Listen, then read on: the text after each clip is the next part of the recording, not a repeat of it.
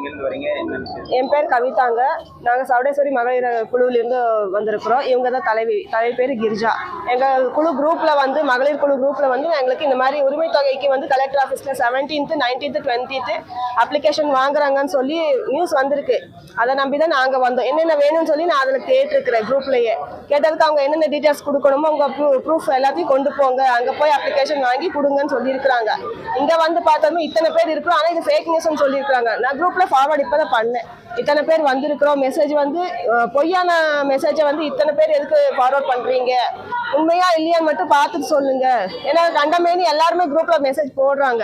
அது போட்டு இப்போ ஃபேக் நியூஸ்னா சிறுமுகையிலேருந்து இது வரைக்கும் வந்திருக்கிறேன். இப்போ தேவையில்லாத அலைச்சல் தானே. இப்போ எல்லா விஷயத்துலையும் ஏமாற்றமா போச்சு. இன்னும் எந்த நியூஸ் வந்தாலும் இது ஃபேக்கா இருக்குமா அப்படின்னு தான் நாங்கள் யோசிக்க வேண்டியதா இருக்கு. கொஞ்சம் அது மட்டும் உண்மையா இல்லையான்னு பார்த்துட்டு போட சொல்லுங்க. வாட்ஸ்அப்ல சுய உதவி குழு குரூப் இருக்கு. எங்க இழுப்பநத்த பஞ்சாயத்துக்கு வந்து சுய உதவி குழு குரூப் இருக்கிறதுனால அந்த குரூப்ல வந்து எல்லாம் போட்டிருக்கிறாங்க. இப்பதான் நான் ஜஸ்ட் அந்த மெசேஜ் போட்டேன்.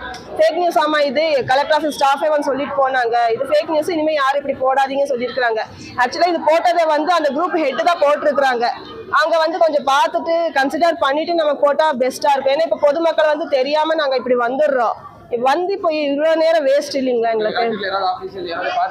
இன்னும் பார்க்கல சார். வந்தாலுமே எல்லாமே இப்படிதான் சொன்னாங்க, ஃபேக் நியூஸ்ன்னு சொல்லிட்டாங்க. ஸ்டாஃப் உள்ள இருந்து ஒருத்தர் வந்தார், நான் ஒரு ஜென்ஸ் தான் வந்தாரு, இந்த மாதிரி ஃபேக் நியூஸ்மான்னு சொல்லிட்டாரு.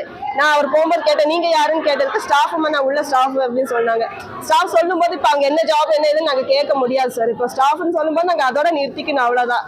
இனிமேதான் யாரையாச்சும் போய் கேட்கணும். அது அடுத்து என்ன பண்றதுன்னு எல்லாம் கொஞ்சம் யோசிச்சுட்டு தான் முடிவு பண்ணேன் சார். இப்போ என்ன பண்ணுவோம்?